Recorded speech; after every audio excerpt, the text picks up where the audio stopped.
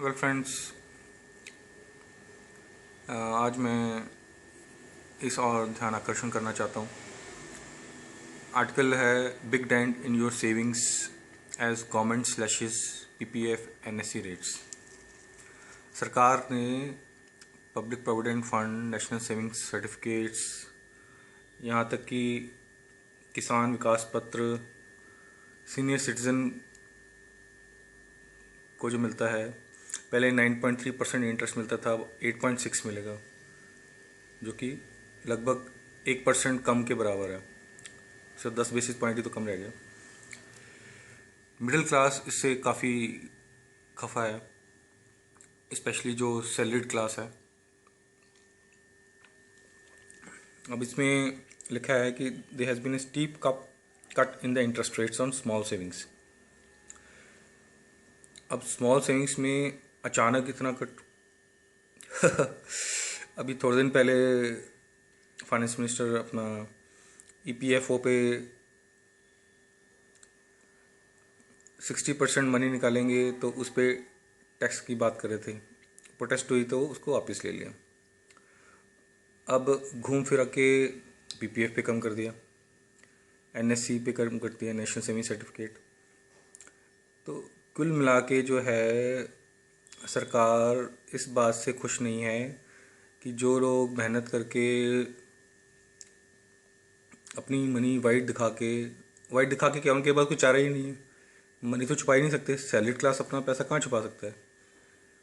अगर वो अपना पेट काट कर अकाउंट में जमा करते हैं, सरकार को दिखाई देता है, सबको दिखाई देता है।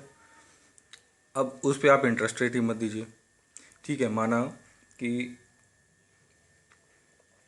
गवर्नमेंट के पास अधिकार है कि वो इंटरेस्ट रेट कम भी कर सकती है, ज़्यादा भी कर सकती है, ठीक है। बट पॉइंट इज कि जब नए governor reserve bank of India के आए थे, रघुराम राजन, उस समय आते ही उन्होंने 2 बार इंटरेस्ट रेट बढ़ा दिया। उनका ऑब्जेक्टिव था इन्फ्लेशन को, महंगाई को कम करना, ठीक है। अब इन्फ्लेशन थोड़ा डाउन हो गया तो उन्होंने रेट डाउन किया। बट वो रेट डाउन जो किया बैंकों, रेपो रेट और रिवर्स रेपो रेट को, उससे सरकारी बैंक या अन्य बैंक अपना इंटरेस्ट रेट कम नहीं कर पाए लेंडर्स को, बोरोअर्स को, जो लोन लेते हैं, उधार लेते हैं। क्यों? क्योंकि ऑलरेडी पीपीएफ और इस पे इतना इंटरेस्ट रेट था। वो कहते हैं कि कस्टमर जो है, बजाय बैंक में फिक्स डिपॉजिट करने के, पीपीएफ या एनएससी में या कहीं किसान विकास पत्र में कर देता है। तो नेचुरली चाहते ना चाहते बैंकों को अपना इंटरेस्ट रेट ज़्यादा रखना पड़ता है।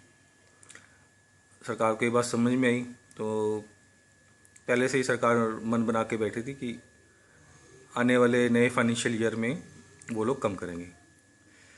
अब सरकार कम करते डरती भी है, क्योंकि मिडिल क्लास के वोट बैंक खो सकती है। तो उन्होंने सोचा कि टैक्स लगा देते हैं, जितना उस पर लगाते हैं। वो भी मिडिल क्लास को गवारा नहीं था, तो उन्होंने वापस ले लिया। अब उन्होंने कहा कि टैक्स तो लगा नहीं सकते, कम से कम इंटरेस्ट रेट ही डाउन कर दो। तो अब उन्होंने इंटरेस्ट रेट डाउन कर दिया। चलिए, सरकार के पास अधिकार है, वो इंटरेस्ट रेट कम कर सकती है, ज़्यादा कर सकती है, इसमें कोई दो राय नहीं है। बट सवाल कई और खड़े होते हैं। वो सवाल क्या है, आइए मैं दिखाता हूँ आगे। और ये चेहरा सब जाना पहचाना है, ये टॉपिक भी जाना पहचाना है। गवर्नमेंट आस PSU bank to step up recoveries. ये मुद्दा बहुत गर्म है। अब सरकारी बैंकों ने, इवन कुछ प्राइवेट बैंक्स ने भी, बट प्राइवेट बैंक्स थोड़े समझदार हैं, वो बड़ा लोन समझ के देते हैं। बट ज़्यादातर जो बैंकों के लोन डूबे हैं वो सरकारी बैंकों के डूबे हैं।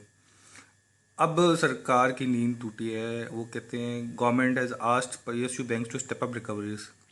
अब पछताए होत गया जब चुड़िया चुग गई खेत।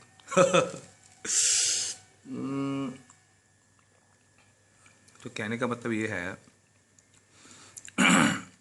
कि ऐसा नहीं है कि मिडिल क्लास भी तो बैंकों से लोन लेता है, घर बनाने के लिए, कार लेने के लिए, स्कूटर बाइक लेने के लिए। अगर उनको भी लोन सस्ता मिलेगा तो वो भी खुश होंगे, ऐसी बात नहीं है। बट अमूमन तौर पर देखा गया है कि जो रिटेल बोरोवर्स होते हैं, आम आदमी होते हैं, हम और आप जैसे लोग, मिडिल क्लास एजुकेटेड लोग, ट्रेडर, शॉपकीपर्स लोन लेते हैं। जनरली 90% जैसा बैंक ने बोला वैसे इंस्टॉलमेंट भर दी, टाइम से भर दी, लोन मिल गया, ये काफ़ी है। अब टाइम से इंस्टॉलमेंट भर दी, काम ख़त्म। बहुत 10% केसेस में किसी की इंस्टॉलमेंट ईएमआई 1-2 महीना आगे पीछे हो गई, उसमें भी बैंक का फ़ोन आ जाएगा, लेटर आ जाएगा, तो डर के मारे वो भी जमा कर देते हैं। तो कहने का मतलब जो कॉमन मैन है, आम मध्य वर्ग के लोग हैं, मिडिल क्लास हैं, वो तो लोन लेते हैं और दे देते हैं। आज तक रिटेल बोरोवर्स में कभी ये प्रॉब्लम दिखी नहीं गई। लोन वापस कौन नहीं करते हैं? बड़े बड़े उद्योगपति, बड़े बड़े उद्योगपति।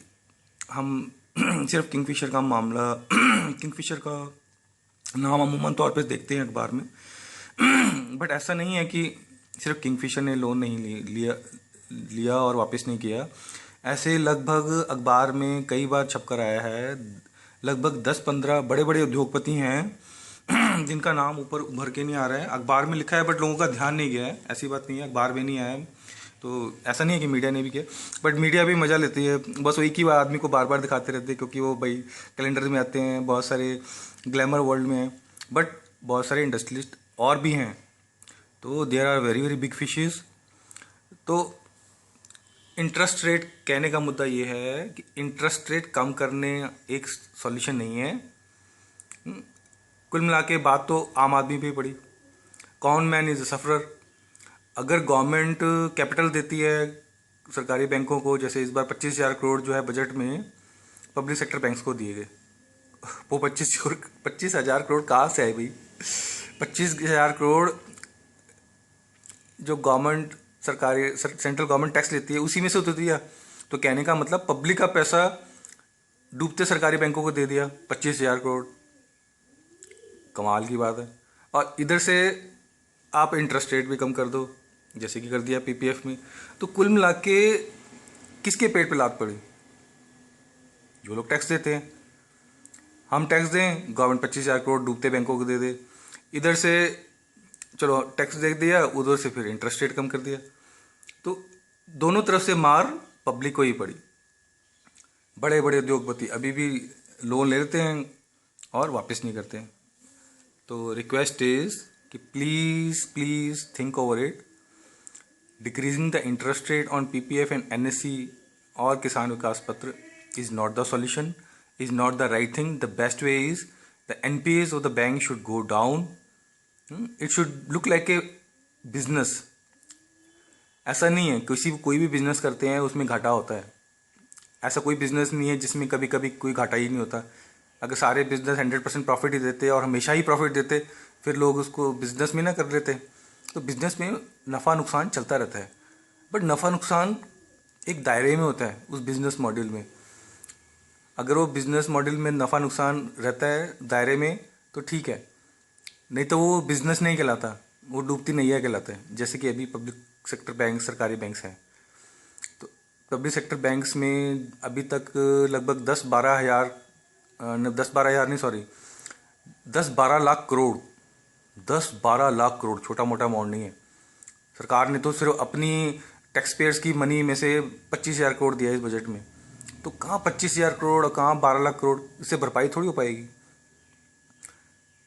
और उधर से आप इंटरेस्ट रेट भी कम कर रहे हो, लात कहाँ पड़ी? पब्लिक के ऊपर। तो टैक्स पेयर्स की मनी को अच्छे से यूटिलाइज करना है, नंबर 1। नंबर 2, गवर्नमेंट को एनपीएस कंट्रोल करना है बैंक का, नॉन परफॉर्मिंग एसेट्स। इतने सारे लोन दिए, डूब गए, भले आप उसको 5% ब्याज पे दे दो, जिसने लोन नहीं देना उसने नहीं देना भैया, चाहे भले उसके लिए इंटरेस्ट रेट कम कर दो। आप अब पीपीएफ में 8.7 से 8.1 कर दिया, बताओ, मजाक हो गया भाई। Good, this is something government should always think of. Rather अगर कोई बंदा पीपीएफ में जमा करता है तो वाइट मनी इनकलकेट हो रही है, अब लोगों को अच्छा इंटरेस्ट रेट नहीं मिलेगा तो क्या करेंगे? गोल्ड में इन्वेस्ट करेंगे, प्रॉपर्टी में इन्वेस्ट करेंगे। गोल्ड में इन्वेस्ट करेंगे तो गोल्ड ज़्यादा इंपोर्ट होगा, गोल्ड ज़्यादा इंपोर्ट होगा तो क्या होगा? गवर्नमेंट को नुकसान। ऑलरेडी ट्रेड डेफिसिट मुश्किल से कंट्रोल हुआ है। और उधर से अगर प्रॉपर्टी में इन्वेस्ट करते हैं, आपको तो पता ही है प्रॉपर्टी में कितनी ब्लैक मनी है। तो बजाय लोगों को मजबूर करने के लिए, दूसरा रास्ता अपनाने के लिए जो सही नहीं है, वो रास्ता इंकरेज करें, मोटिवेट करें जो वाइट मनी को इंकरेज करता है, जैसे कि deposition of funds in PPF, NSC, fixed deposits, और keeping money in the bank in any form, in any fund. तो अगर बैंकों में पैसा रहेगा तो अब just look at it, if more money is in the bank, it encourages lean management. Those are from the management background, they understand what it is. Unnecessary जो बड़े बड़े लोग हैं ब्लैक मनी वाले, मकान ले लिया, खरीद के रख दिया, कई बार तो किराए पे भी नहीं चढ़ाते। आजकल किराए पे दे दो, कई बार कोई खाली नहीं करता, अप्रिशिएट होगा उसको बेच देंगे, क्या हुआ? खाली मकान पड़ा है, फ्लैट पड़ा है, किराए पे नहीं दिया, ब्लैक मनी है, इन्वेस्ट करके रख दिया, बेटे के नाम पे रख दिया, वाइफ के नाम पे रख दिया, और नहीं तो कुछ ड्राइवर के नाम पे रख दिया। भाई बड़ा ऐसे ऐसे लोग करते हैं। तो फिर क्या होगा? ब्लैक मनी कल्चर हो रही है, ब्लैक मनी बढ़ रही है। जबकि सरकार का जो इलेक्शन पे जोर था, जिसकी वजह से चुनाव लड़ा गया और सरकार आई, वो था कि ब्लैक मनी का कंट्रोल करेंगे। विदेशों में जो ब्लैक मनी है वो लेके आएंगे, या विदेशियों तो छोड़ो, जो देश में जो ब्लैक मनी पनप रही है उसे कंट्रोल नहीं कर पा रहे, अदर इससे बढ़ावा मिल रहा है। तो गवर्नमेंट को चाहिए कि बैंकों का रेट इतना अच्छा होना चाहिए कि लोग गोल्ड में इन्वेस्ट करें ही नहीं, प्रॉपर्टी में इन्वेस्ट करें ही नहीं। प्रॉपर्टी में वो लोग इन्वेस्ट करें जिसको मकान लेना है घर रहने के लिए, ना कि इन्वेस्ट करने के लिए।